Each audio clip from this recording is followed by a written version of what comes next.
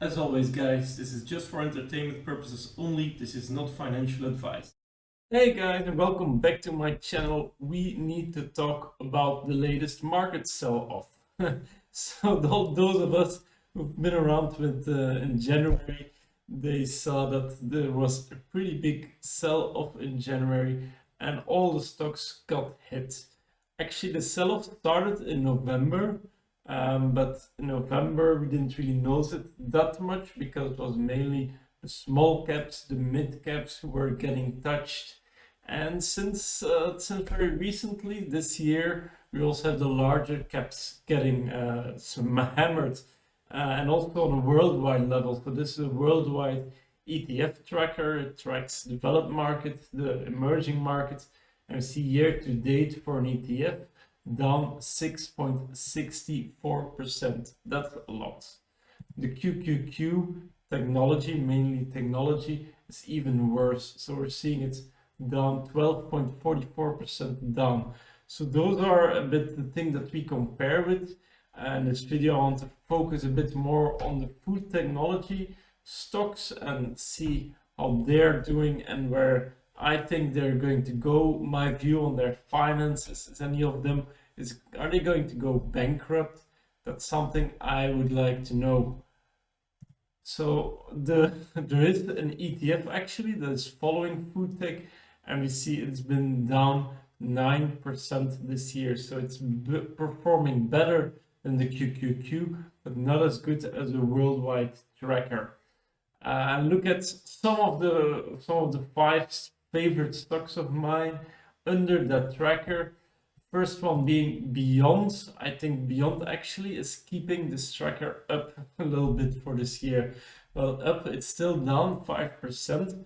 It had a really good deal with McDonald's, where the McPlant will come into the stores, into the McDonald's stores very soon. And then you have, of course, I think they had one with Kentucky Fried Chicken, where they're chickens. So they had a few big deals, and that created a lot of hype here in the beginning. There hasn't been exactly a rebound, but it has definitely been one of the better performing stocks in the market. I have another video about a deep dive in Beyond Meat as well that I had. I looked into the finances of Beyond Meat, and honestly, they are not that bad. But they're still loss making, so they're spending a lot of loss, and it's not really clear yet when they're going to start making a profit. I think with the interest rates going up right now, that will probably increase the pressure for them to go being profitable. But the good news is that they have 800 million in cash, so they don't really need to worry about becoming, stop disappearing. So they should be fine for at least with their current spending for at least 10 years. Second stock I want to talk about is OTLY now. OTLY, yeah, actually I never really paid attention to OTLY, but because they're down so much, they're starting to become quite interesting to me, to be honest. Now, one point I have, it's a little bit with both Beyond Meat and OTLY, and especially OTLY might be the first to suffer, is that you have more fermented milk, actual milk coming out. But looking at the finances, I just want to go a little bit deeper in OTLY. I looked at their financial data. We're seeing they have 400 million in cash. And when we are looking at what they're planning to spend, so they're planning to spend about, 200 mil in 2020, plus another 50 Q4, so 250 mil. And then it slows down in 2023, might become profitable by 2024. So they should have enough cash before they become profitable, but they cannot go too much wrong with their revenue. And that's maybe one of the reasons why the stock is suffering so much, especially in the current market. People want to have stocks that make profit, and unfortunately, food tech, it's just something reasonably new. This ETF just came out just like a few months ago. It's suddenly the new hype. There is a lot of companies new and there's a lot of companies moving to innovation, but they are not there quite yet. Another stock, Tattooed Chef.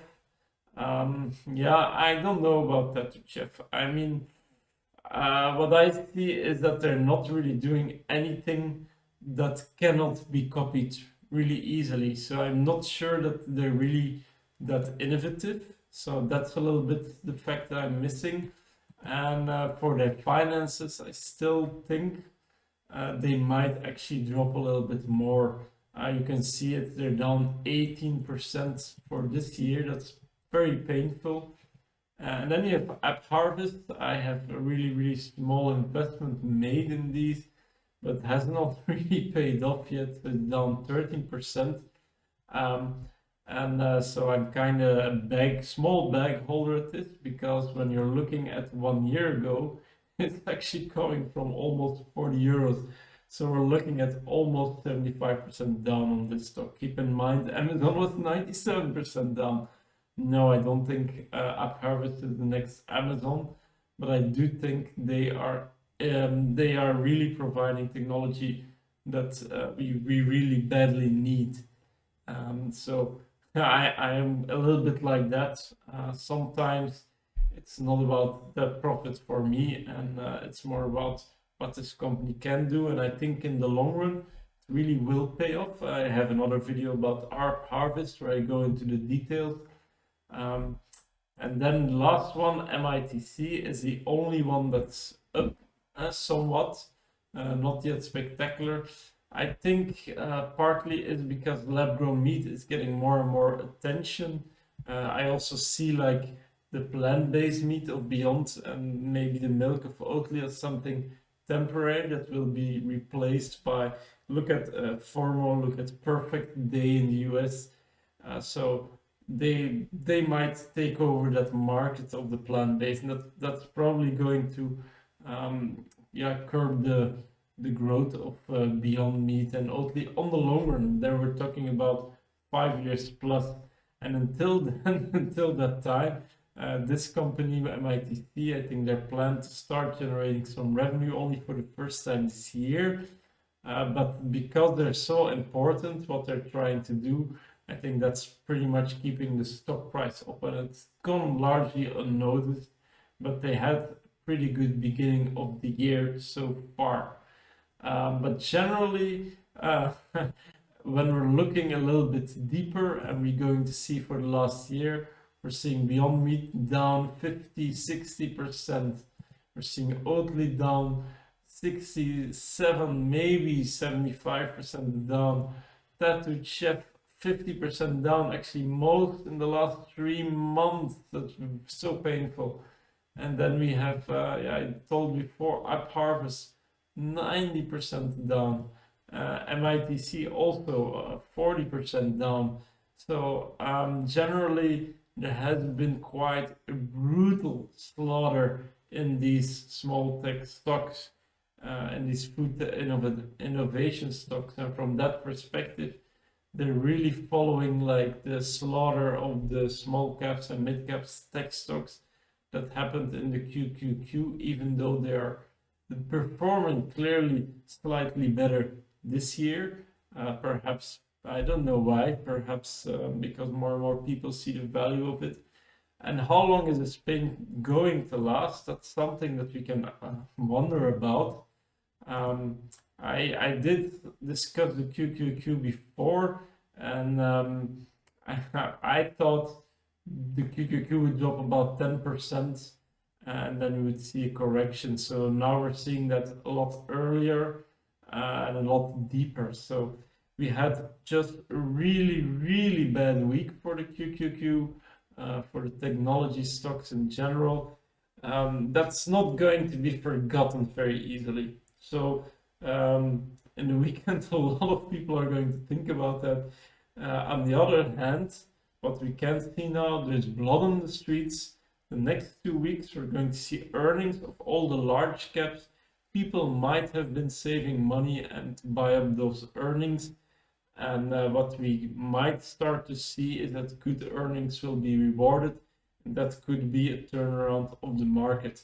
Might be in the next 1 or 2 weeks that we see at least stabilization or level down. I'm counting them on Apple, on Meta, on Alphabet, on Facebook, and hopefully that stabilization will then ticker down to the other of the small cap stocks.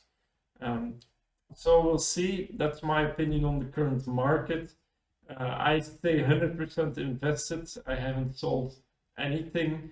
I think my portfolio is well enough balanced to withstand such a big sell-off. I am 93% in indexes, of which probably about 75% are global indexes. So I'm not worried at all. It's annoying to see everything go down. And that's also what I can recommend to you guys. Have at least 90% of your portfolio in indexes, and then go for 10% in the stocks that you think will make you money, and of course that you believe in, that are really important for the future. Invest in stocks that will really make a difference in the future, because it will all save us a lot of money in the next 50 years. Guys, this was what I thought of the market. Thank you so much for watching. If you like my channel, then please like, please subscribe, and see you next time.